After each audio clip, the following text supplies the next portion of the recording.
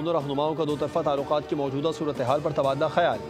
वज़ीर आज़म का तुर्क सदर रजब तैयब एर्दोगान से राबिता, ईद की मुबारकबाद दी और दो तरफा ताल्लुकात पर तबादला ख्याल किया गया। वज़ीर आज़म की ओमान के सुल्तान हेशम बिन तारिक से भी गुफ्तगू, बाहमी ताउन मज़ीद मुस्तहकम करने पर जोर। दोनों रहनुमाओं ने उम्मत मुस्लिमा के इत्तेहाद और गज़ा के मज़लूम अवाम के लिए दुआ की।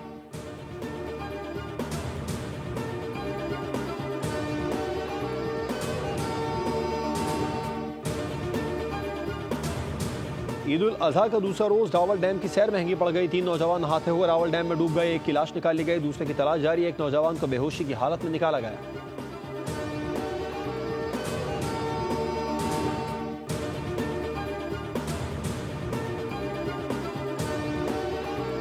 और कराची के इलाके PIB कॉलोनी पुलिस कार्रवाई। स्ट्रीट क्राइम की वारदातों में मुलविस मुलजिम गिरफ्तार। PIB पुलिस ने पुरानी सब्जी मंडी के करीब कार्रवाई करके मुलजिम अब्दुल्ला को हिरासत में लिया।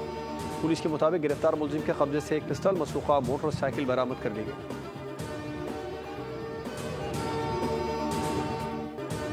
गजा पर ईद के दिन भी इसराइली बमबारी जारी। फजाई हमलों और फायरिंग से मजीद 42 फलस्तीनी शहीद। खान यूनिस में मज़ाहमतकारों के हमले में 4 इसराइली हलाक, 5 जख्मी। 27 मई से 6 जून के दौरान रफा में इमदादी मराकज़ पर हमलों में 100 से ज़ायद फलस्तीनी शहीद, 581 जख्मी हुए। अक़वाम मुत्तहिदा के वर्ल्ड फूड प्रोग्राम का इमदादी रसाई की फौरी बहाली का मुतालबा। इसराइली फौज के शुमाली गजा में मजीद जबरी इनखला के अहकाम।